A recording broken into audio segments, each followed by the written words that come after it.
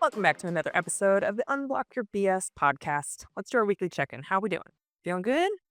Feeling like crap? Feeling all right. We're here. We're here. That's what matters, right?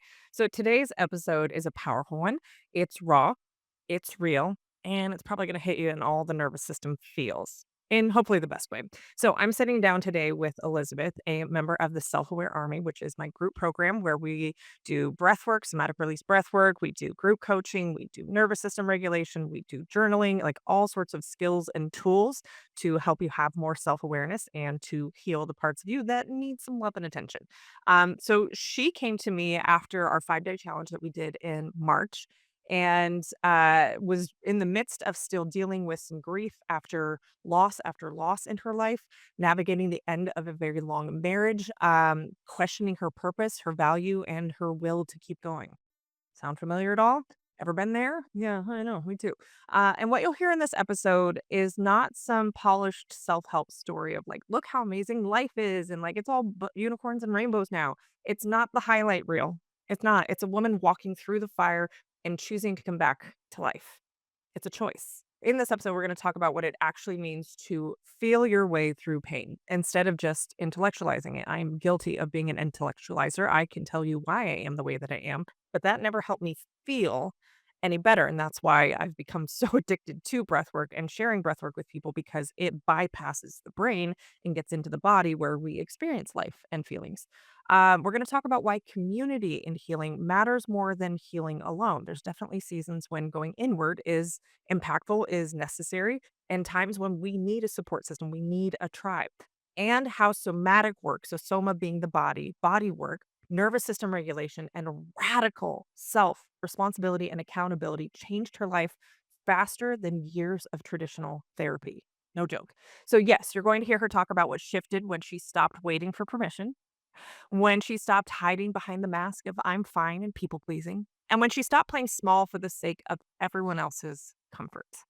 And listen, I don't say this lightly. This is one of the most honest conversations I've had on this podcast. She is an incredible woman and she has had such a massive transformation in such a short period of time. We're talking 3 to 4 months. And she is no longer drowning. She's no longer just trying to float to stay surviving. She is now starting to thrive and be hopeful for a future. So healing isn't linear, but transformation is possible. So let's get into today's episode with Elizabeth from the Self Aware Army. Oh, and before I get into today's episode, coming up on July 18th, I'm co-hosting a masterclass with my new bestie, Kale Ursek. You probably heard him on the podcast a couple weeks ago. And we're hosting a dating and relationships class called Swipe Right, Not Wrong. Now, yes, the theme is dating apps, but really what we're getting into in this 2-hour masterclass is how to approach dating from a place of self-worth and not self-abandonment, how to use dating apps as a tool. So if you've heard me talk about my experiences on dating apps, I've had some horrific ones prior to changing how I was using dating apps. And now how I use them leads to, yes, less matches, thank God, but more connections and better connections. So if you want to stop your experience of dating being a dumpster fire like everyone else, then you got to stop using apps like everyone else. Apps are a tool. So if you want to learn those strategies, if you want to learn how to heal in dating and experience dating in a place that actually gets you more of what you're looking for, I highly recommend joining Kale and I on July 18th for a live 2-hour masterclass. Yes, there will be a replay available, but you can go to unblockyourbs.com/swipe, or you can DM me swipe on Instagram or TikTok, and I'll share more details there. But just wanted to throw that little plug in there because it's happening soon. So, all right, let's get into today's episode with Elizabeth. Well, Elizabeth, welcome to the Unblock Your BS podcast. I would love if you would start to share a little bit about your journey of how you came into my world, how you became a client and member of our Self Aware Army. And we'll start to just peel the layers of everything that you've been through over the past several years. You got it. Well, thank you for letting me be here with you. It's an honor. My journey started probably around 6 or 7 years ago with the loss of most of my family: mom, dad, aunt, niece, my business. My There was a family dispute that was debilitating to all of us that turned into a really ugly and unnecessary legal battle. I was sick for about a year, and still I undiagnosed to this day, which is kind of crazy. So I was very fortunate to still be here with a blend of Eastern and Western medicine. And then I kind of went on a healing journey physically. And then my marriage fell apart, and it's been a very dark few years. And I was definitely had suicidal ideations. I could not get up off the floor. I was drinking a lot and not eating very much, and I just didn't care. There was really my whole world had imploded. My family, my future, my dreams, my hopes, and it was pretty ugly. And I realized that this doesn't have to be my life. And I did start scrolling. I did find a grief counselor locally to kind of help me process the death of my dad, especially. He was my whole world, everything to me. And that I don't think I'll ever quite get over that. Truthfully, we still talk. I'm like, "Hi, Dad, I miss you. Where are you?" Um, but it was time. It was time to just kind of regroup and refocus. And I went to an amazing grief counselor who helped me with the process of my dad. My mom and I had a very difficult relationship. And then it was became a journey, and I just kind of got on this TikTok craze, and I'm like, "What is this app?" And scrolling through, and somehow Big Brother, they always know either what you're thinking, whether you know it or not. And I came across you. And I'm like, wait, what is this? And my interpretation of unblock your BS was, of course, bullshit. And I'm like, but wait, it really also is my belief system. And at that time, I didn't have a really good belief system about myself. It was, what's wrong with me? What did I do? I'm to blame. I suck. I'm a bad human. I'm all the things. And slowly starting to unpeel the layers, I realized, I got to get out of my own head, got to get out of my own way. And through being introduced to this community and recognizing that I want to be self-aware. I want to be part of this army because I'm never going to heal, and I'm never going to get past my own bullshit that I've created in my head if I don't do it.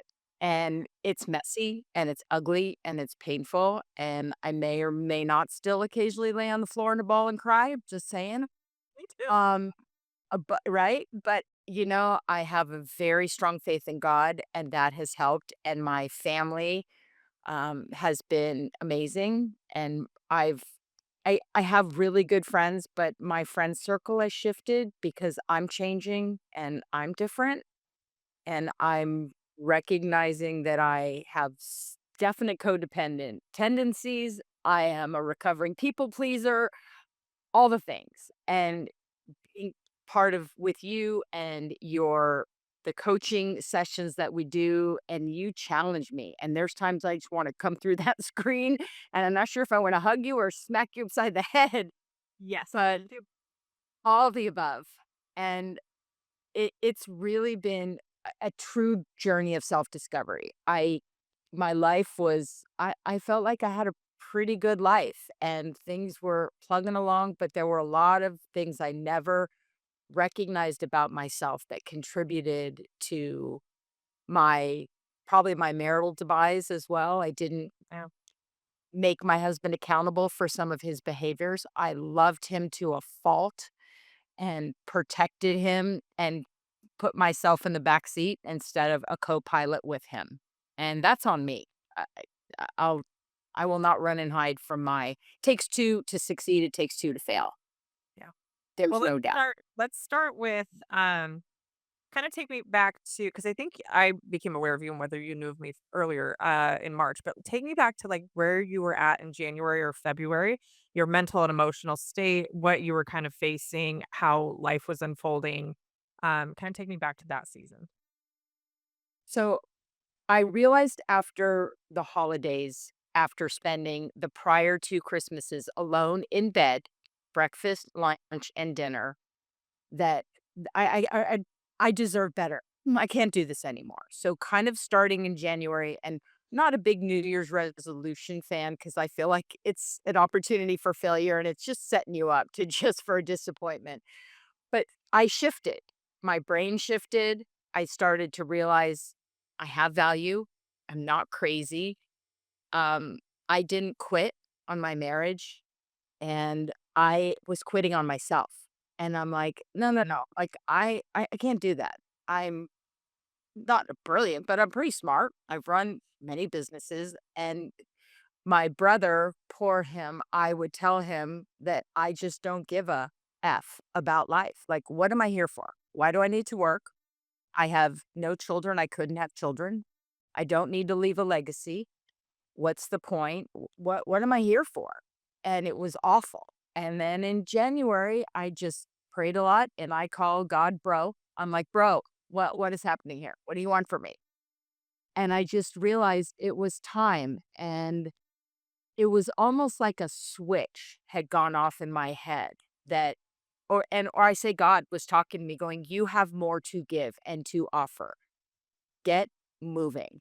And then when I saw on TikTok your words and how you articulated things and they just resonated.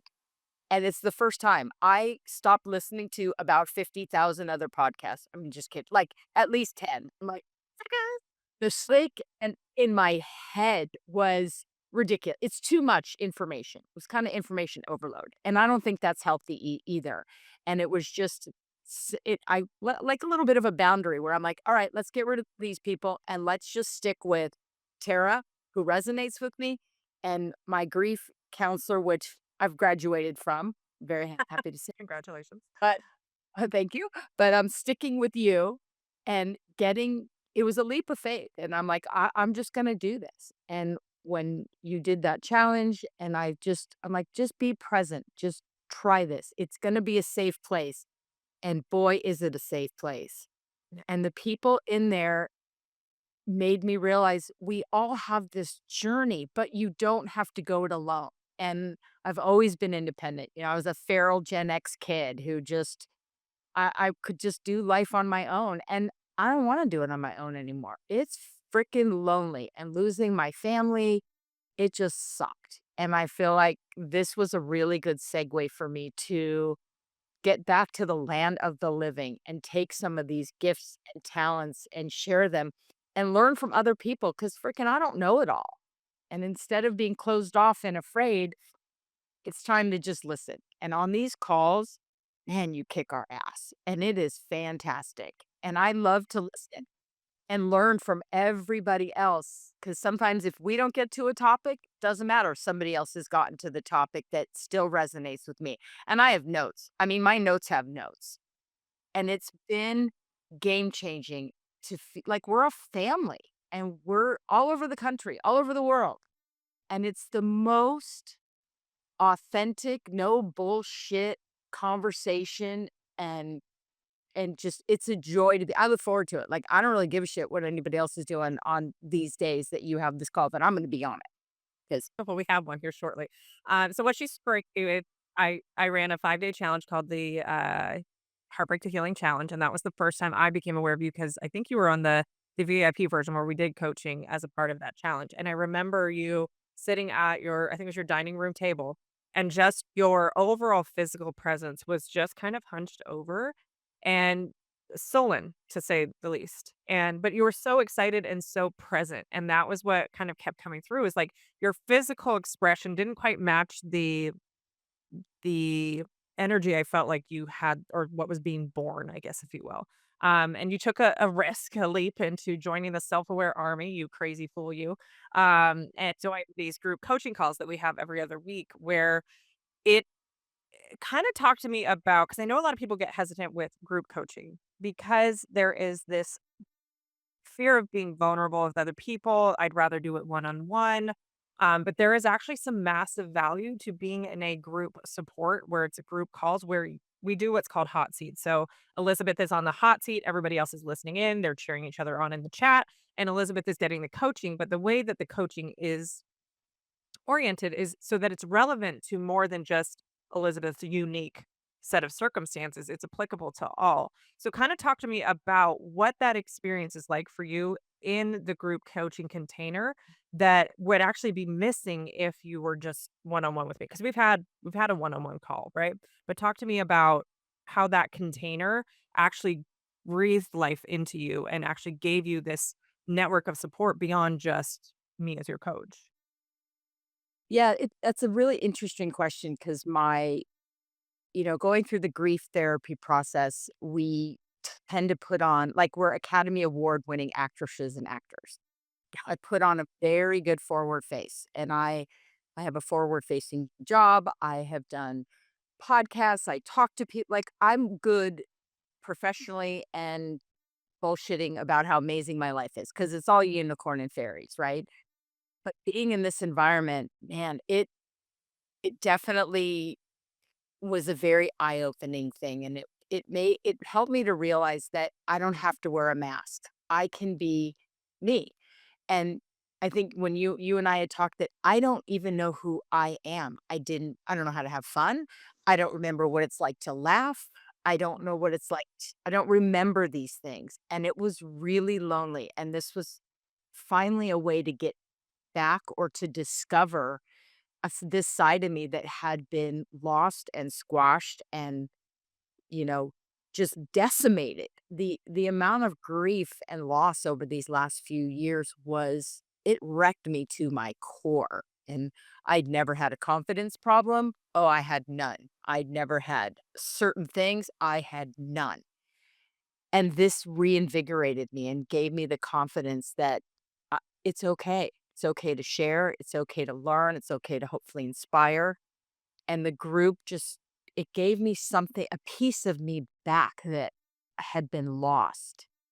And it's almost so hard to explain it, but it's been so inspiring and so supportive because I don't feel like where I am in my current living world, I can do that. And that's very lonely. And now I can share. And it's pretty amazing to do that. It's safe. It's really safe. And there's not a lot of safe spaces out there. What do you think makes it so safe? Why have you allowed yourself to open up and be more vulnerable and put the mask down in that container? I think can take a cue from you because you're very transparent and very honest and vulnerable about your journey. And you make it I share way behind the paywall, y'all. I know, and you're relatable, and and it's I and you've healed, and you have messy days, and you have great days, but you're still moving forward, and that has really inspired and helped me to realize that, okay, Monday's gonna be great, Tuesday may suck, but that's okay, and you can just keep going, and everybody else feeds off of that energy from you and that honesty and vulnerability, and that inspires them to be open, and it just becomes a positive snowball effect, Yeah. and that was really, really helpful for me. Well, it's kinda like that phrase of, like, you're the sum of the people that you spend the most time with, and just being in a container. Because I know with your job and your community, like, again, you're very public facing, and part of your job is to have this, like, Susie cookie cutter, "I'm perfect, everything is la-di-da," um, Right. kind of image, and yet behind closed doors, it's like there's still a real human in there who has hardships, but it's kind of like the world that you created and the facade that you created didn't allow for you to have hard times, and you were going through a massive season of trauma and reinvention and loss in multiple different, like, physical, mental, emotional, and to have a space for you to not be okay, right? Like, a space for you to feel, a space for it to be messy, and that to be safe. Whenever I hear safety, all I think, in my world is that it's a place without judgment, right? And that's Yeah. very intentional by design. The community that we have is that you got some crazy shit going on. I mean, believe me, I have heard it all. There's very little that shocks me these days. And I look at it as like you're a human going through experiences. We make choices that hurt others, whether it's intentional or not. Like all of that to say is that deep down, all of us crave connection to be seen, heard, and valued. So how can we have that as the culture of this community and this program so that those patterns and behaviors that we want to change can do so in a supportive environment? And I also let that translate over to what I hope people start to experience in relationships is that when you recognize when you're in a safe container, your healing can occur rapidly. 'Cause it's been what? Not even it's been 3 months, maybe 3 months and, like, a week and a half since you joined, Yeah. Yeah. right? And how much, like, just a radical difference, and I want you to share just what you've noticed in yourself and your journey over the past 3.5 months has shifted so much for you that, like, now you're locked in on yourself. You've got hope. We've got plans. I'm like, challenge you to fucking move to Italy if you want to. It's like, start dreaming again and start having hope for the future as opposed to being so locked in on the past. So tell me about the transformation that you've experienced just in this time period you've been in this container. I think it's almost like a train that has left the station, and I'm the conductor, and I'm not pulling the brakes. I'm gonna let it keep going. And, in my faith with God, and I keep talking to him, I feel like doors have started to open, and I've recognized it. I'm discerning that he doesn't want me to be stuck. I have things to do, things to accomplish, and though it's been a complete mind shift that I'm excited to get up in the morning. I have a long list of really cool things to do and building, and it's such an incredible I haven't been this happy or hopeful in a very long time. And just the Not a whole continuing. lot about your 3D world has changed, right? Like there it's not like the marriage issues and the separation has gotten any better. It's not that like the job and the people have changed. I want you to speak to that of like the internal journey makes all the difference and the outside world will start to reflect what you're doing internally.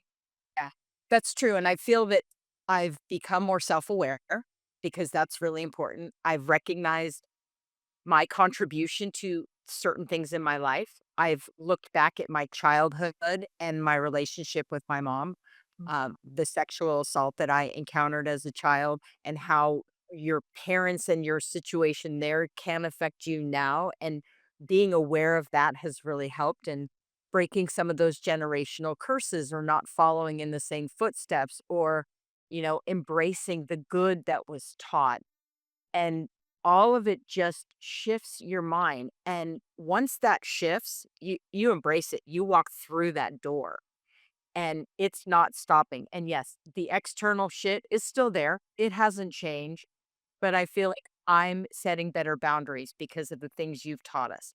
And the one thing that resonates every time I make a decision, I go, Tara says I have a choice. I'm choosing for the first time. I'm choosing me. I'm choosing happiness. And I should just tattoo that on my head because every time something happens, that is a big thing. And you saying that, as simple as it is, really resonated with me. And I used the same thing with a conversation the other day. You have a choice. Now that you're aware of what's going on, I'm choosing. Yes, certain parts of my life right now, I am choosing to stay where they are, but most things I'm choosing to be different. And that has just that little sentence, I choose, and unpacking and getting rid of the codependent tendencies and the self-limiting beliefs and the self-doubt and all of those things came from just the 3.5 months that been part of this amazing community and growing and learning.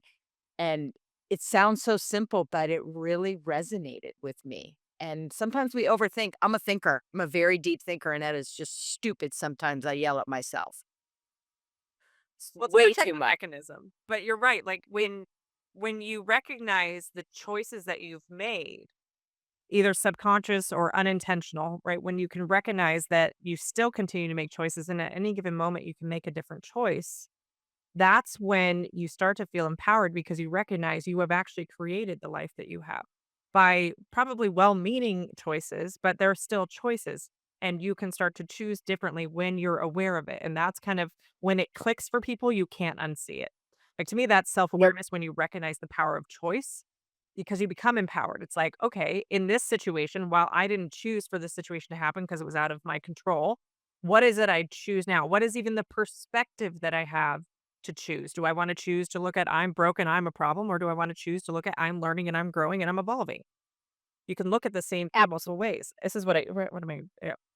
If you're listening to this, you're not gonna be able to see this, but I'm holding up something. So Elizabeth, what is it you see? It's glasses, a beach scene, Yeah. hat. I visualize being at the beach. Yeah. So this is a coaster my kids made for me. But she's looking at what she can see as glasses, a sun hat, and an umbrella. But my view is the back of the coaster, which is cork. We're looking Okay. at the same thing, but we're seeing it differently.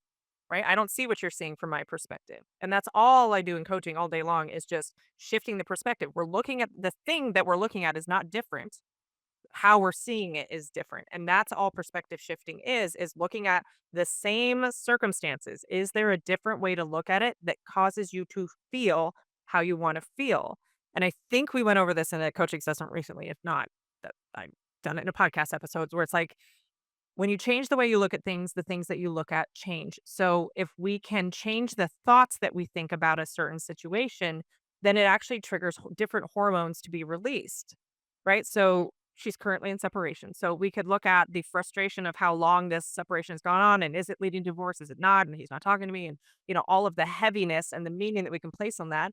Or we can look at this is a very short season of life and I actually get to start dreaming again. I don't have to let this hold me back from moving forward with my life. Both are possible, both are true as much as we wanna make them. Which one feels better, right? The one that probably leads to freedom. Yeah, Yeah. agreed. And it's not something I'd ever felt before until life is happening, you know, not to me, but for me. And I get a choice. And I now have the ability to dream. I don't know if I've ever dreamed in my whole entire life because I've always been that people pleasing, codependent kid all the way into adulthood. And it's like the veil has lifted. And then as you get older, your perspective shifts too. Life is a gift, it's a journey. Drink the wine, eat the cake, buy the shoes, there really is something to Or that. move to Italy and have your Italian romance and Tussin your eye or That's right, with a pizza and, a bottle of Chianti. But it's all, I think, tied together for me. All of the little one-liners and all of these little things, the pieces as a whole are just so powerful. And I was finally at the place to put all the pieces together instead of being fragmented. And you helped me put these pieces together. And that was significant just shift for me. yeah. And yeah, and my choice, it is my freaking choice, and I am making it, and I just don't give a fuck anymore. And That's my empowered girl. There she is. yeah, I don't care. you know, I don't care. We can look at it's so easy to fall into victim thinking and the victim mentality of everything's happening to me, right? Versus empowered of like, how is this serving me? And I think more recently, in the last like month or so, I remember on a coaching call, we were talking about what a gift, right? These losses and these deaths could be for your life to finally get you to live. Like, don't let those losses be in vain. And yes, we can grieve them and we can miss them. And there was so much that happened. First, your nervous system needed to process just the loss and the grief and the trauma of all of that, and your own health being at risk and everything just all of a sudden coming to life or death. Like, your mortality is just thrown in your face, which is polarizing to the nervous system to begin with. And then after you've gone through processing of the grief, and not saying that grief is ever like it ends and like, cool, we're good to go, but how can we start to shift into more of a gratitude of, I'm so glad they meant something to me that I'm grieving them. I want to be able to live my life where they're proud of me, even in the afterlife and my connection with them beyond the 3D world. What would living look like? And can I give myself permission to go do that? Right. And and I that's the think, thing. yeah, like the permission, like even if it didn't involve grief, it's like, can I give myself permission to be happy? And a lot of people think that Yeah, they need to suffer to have it mean something or that to feel things. Like sometimes we're just so numbed from life. It's like, well, if suffering is the way to go, at least I know I'm alive because I'm suffering, as opposed to moving towards things that light you up and excite you and fulfill you. it's true. I never gave myself permission, Yeah. and this is really it's a whole new feeling, and I am so grateful now for for the trauma, for the grief, for what happened, because I've learned a lot and I've come a long way.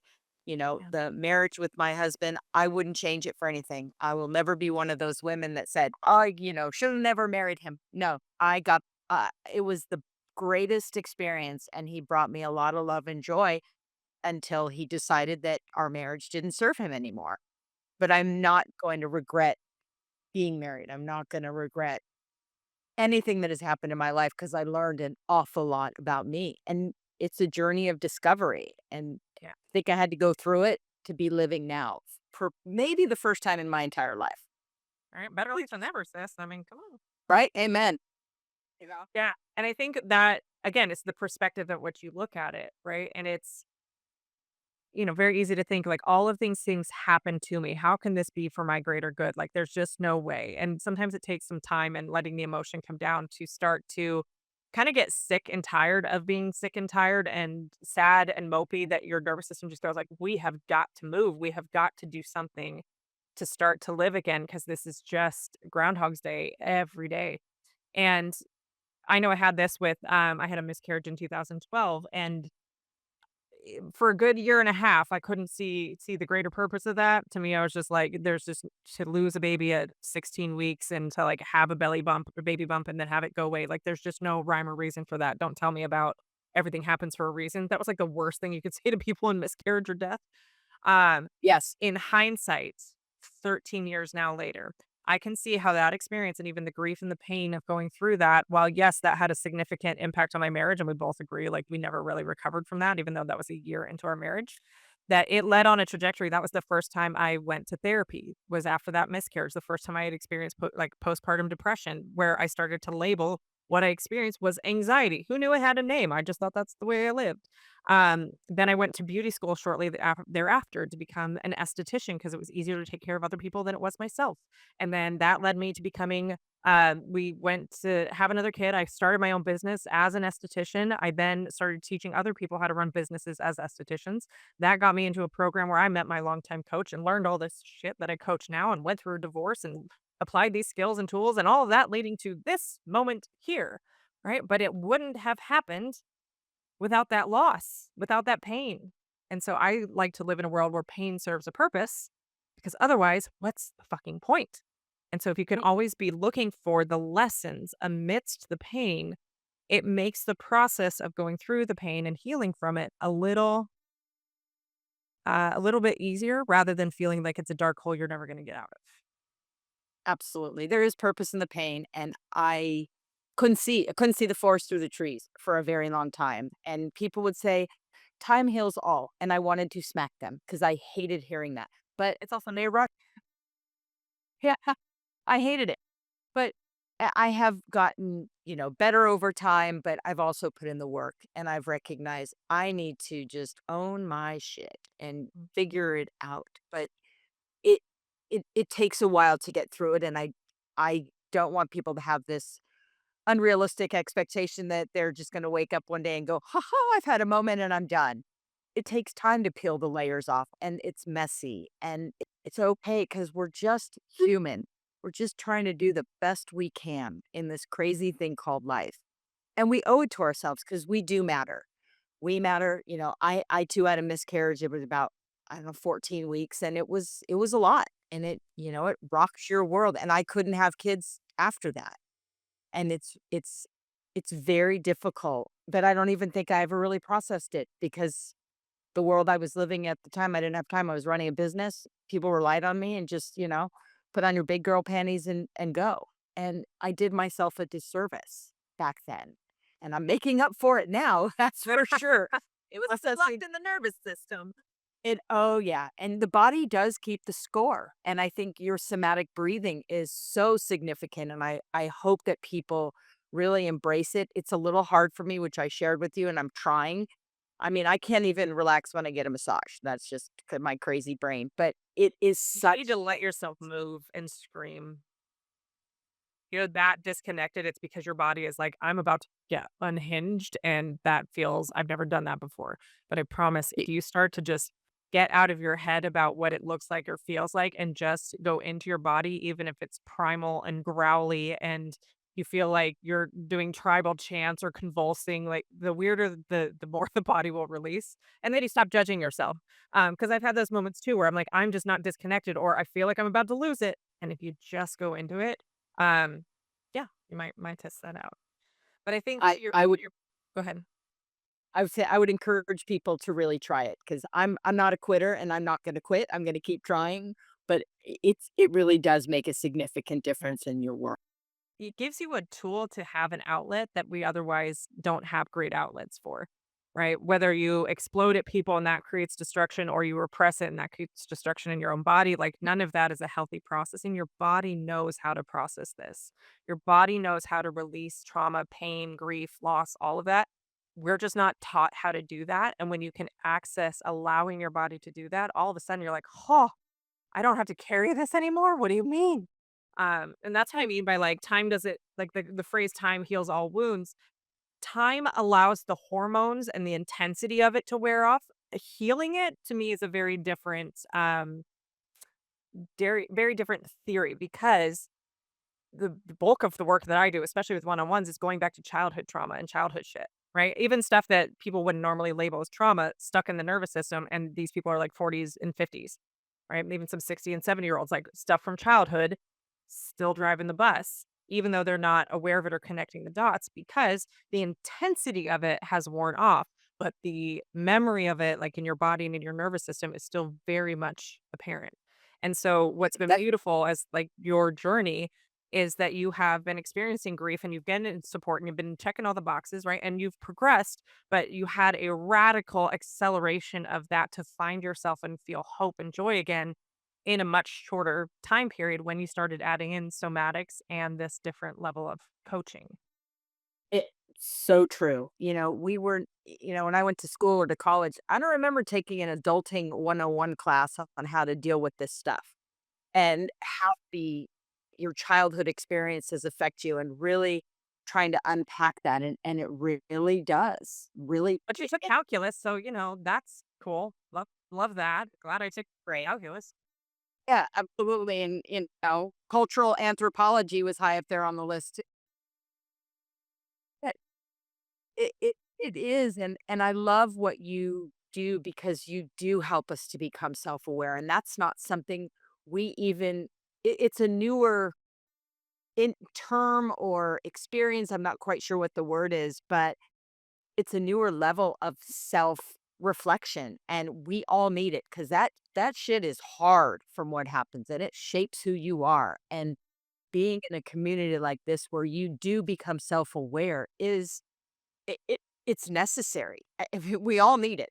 'Cause if you say, "No, you don't," you're lying, you're full of shit. We all need this. And If I've ever been hurt by someone else and that is affecting your choices in life, you're not as self-aware as you think because you are giving all of your power away to someone else. yeah, No way to live. that's it's not, and it was lonely, and it's not as lonely, and I certainly have, like I said earlier, changed my friend circle, and that's okay. I share change what I disclose to people, and that's okay. But I have a new group of friends and a new journey and new excitement and business things and all the things happening that 4 or 5 months ago would never have been possible. And it's really accelerated in the last 3.5 months since, you came into my world. Thank you, TikTok. Um, And now she's gonna it move in with me. She has s fr she's moving in, she's gonna be my dog sitter, it's a whole thing. You got it. All the things, all the things. I love it, I love it. Anytime, sis, anytime, sis. Thank you, my friend. There are no words to truly express my gratitude to you and what you bring to us. And I know you coach men and women, and I think that you're building a better life for both of us. This is not a gender specific Yeah. community, and that's what I love because there are men on our call, and I love hearing their perspective. They're so And great, right? Like, and it's such a interesting thing to see self-aware men and the safe space they can create for the in the community as well. absolutely, Like, that is where my absolutely, heart. it's huge because they're going to be better fathers and better partners and all the things. And it really, I wish more men and women would embrace this because you can really live an authentic life. And this is kind of the first time I'm realizing what that is because my world didn't wasn't conducive to it. It was about everybody else and not about me. Yeah. And I And how think much more you have to serve others when your cup is full. absolutely. Absolutely. And when, I go to the next chapter of dating again, you're going to have to help me with that because that's Got terrifying. I got you. That's right. I'm the valedictorian of your, of your new. I told you Kayla and I are doing or did I tell you we're doing a swipe right, not wrong masterclass coming just yeah. Year. He was fantastic. Yeah, we had really hit it off. We got so much response from that episode that we're like, "All right, we're gonna collab." So we're doing a dating masterclass, um, because of the feedback. You guys were a great team. You really, it was great synergy, and I loved it, and we could learn a lot from both of you. Those of us who are terrified about dating. Yep. Again. Well, I'll for sure this in the masterclass, but, like, I had an incident this past gosh, it was about a week ago, and I turned to him and I was like, "Okay, walk me through this because what just happened?" So yeah, it's great to get both sides' perspective because we both look at self-awareness very much the same. We are both very aligned in how we coach and how we teach, and we have very different perspective. Well, d different we have the female perspective, the male perspective, we have the experiences on both sides, and it's been, yeah, 100% very aligned, collaboration, and this is just the beginning of it. But yeah, I loved because you were one of the first comments I saw. You're like, I'm gonna be the first client of whatever collab is happening. I was like, yeah, That's right.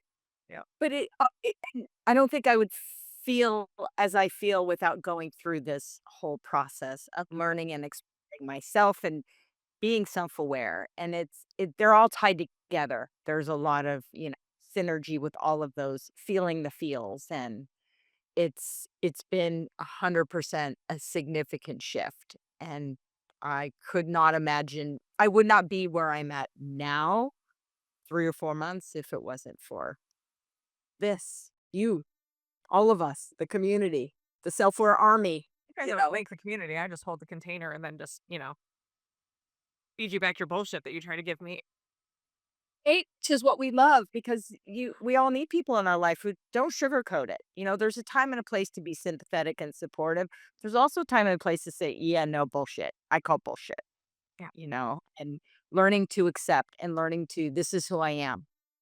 And this is what I have to offer. These are areas I will always need to work on because even though I'm a recovering people pleaser, I still think that is in my genetic DNA, and that's fine. But let's do it a little bit differently and make sure that I count. And I didn't count in my life, and I didn't think I really counted in anybody else's life. Like I just didn't matter. Yeah. Well, And there's being of service to others, and then there's people pleasing. To me, the difference is people pleasing comes at the cost of yourself. Being of service of others is not at the cost of yourself, and in fact, it's probably you're being more of yourself by being of service to others. Right? It's not like I'm doing this as a cost to me. I'm doing it because it lights me up without needing a response or outcome from whoever I'm doing this for. That's where people pleasing gets dangerous is it's a manipulation tactic, like not necessarily bad intention, but it's like I'm going to make you happy at the cost of myself because I think that I can control your emotions. But here's this has been working really well for me with my clients that I've been working with codependency. I said, hey, you know how you think that you're in control and can like affect somebody else's emotional state? If you had that power, don't you think you'd have them orgasming 24/7 and be lit up by life all the time? And they always, like, chuckle, but, like, yeah. I'm like, if you had that power, wouldn't you choose that? It's because you don't actually have the power to make somebody feel any way. You are in charge of your choices, your responses, your beliefs, your actions, and yes, that can impact others, but the feeling they have is not something that you're responsible for. So, no, yeah, why wouldn't you make them happy all the time if you had that much power over how they responded to something? yeah, absolutely. And that was a big thing that I couldn't love enough, give enough, do enough, try hard enough. I do not have that power. And what? Also I had that really belief going into these relationships based on childhood. So your picker chose somebody who mirrored that back to you, and then you're constantly chasing that validation. Yeah. That's a whole other episode where we get into that inner child stuff, but that's 100%, oh, right? but yeah, but it's true. It is true. There is no doubt. And you helping me to recognize that was like that light bulb moment as well. All I mean, literally my notes are, I'm gonna have to go to chat and have him organize my notes because there's a lot of them. But I refer back to them because it really does help. Acceptance and all of these things, they make a big difference. And we all need the reminders. And that's, in our community, I love that I could go to the daily prompts and I could see where people have where they are and where they're going and the progress. And it's really amazing, and even on the coaching calls, what a big difference that some of the transformation's been in a couple of months for people. It is amazing, and I love it. I love it. Every bit of it. Well, thank you, Elizabeth. I appreciate you coming on so much. I know it's been an idea of mine probably since the first month you joined, just because I saw how coachable you were and how much you were lighting up. But to give it enough time to actually start to have these ahas and this now reflection back on your journey over the past couple months, I'm so grateful that you came on to share your journey. And I know we're not done yet. And I know, like, I got you, girl. Anytime you want to come out and visit me in Nashville, you've got a room to stay in. But Yay. let's wrap it up with, if you could give one piece of advice to the Elizabeth of, let's say, January or February, what piece of advice could you give her that would have her seeing the future a little bit brighter? I would say be kind to yourself. I was not kind to myself, and I was very hard on myself with unrealistic expectations, and I really needed to be kinder to myself, and I am now. And that was a big thing because being kind to myself has opened up and made me realize anything is possible and to dream. Because when you're so hard on yourself, you're just in a very limited perspective and nothing is good because nothing's good enough. You're not good enough. So showing grace to myself and leaning into what's happened by being kind, it kind of became an eye-opening, positive forward, progress and movement. But that was a big thing. Like just and let go, let God. That was a big thing for me. Like, I can't control it. Dang it, I wanna control everything, but I can't. So just let go and embrace and be kind to yourself. I love that. So good. Well, Yeah. you guys are interested in joining us inside of the Self Aware Army, you can go to unblockyourbs.com/SAA. We'll link it up in the show notes. Elizabeth, we got to get on a coaching call here pretty soon. So, Yes, it is. okay. Thank you. All right, we'll talk Thank soon. you so much. Bye. I hope you enjoyed today's episode. Look, if dating apps have started to feel a little bit like emotional purgatory or just something that you want to avoid at all costs, or you're trying to figure it out, but you keep ending up in situationships or conversations that go nowhere, or you're getting unsolicited pictures, or you are just finding that there is the ick of the ick on the internet on these apps, chances are, yes, that's your experience, but you may not be using it as the tool that it is, right? And this, everybody falls into this common mistake. This is how most people are using apps, which is why most people are having miserable experiences on apps. However, according to the knot.com, 50% of, actually, it was more than 50% of engaged couples in the year of 2024 met through online dating. So there are plenty of success stories and ways to use the apps that don't require you to self-abandon. And you can actually come from a place of self-worth, whether you're just considering dating because you've been in a long-term relationship and you're just trying to get back out there, whether you have been on and off the apps for years, or whether you've been on the apps trying to make it work and you just can't seem to find any decent partners on there. Trust me, I've been there, and I've also shifted how I've used the apps over the last 2 years and had far less matches, but better connections. And that's ultimately at least what I'm seeking.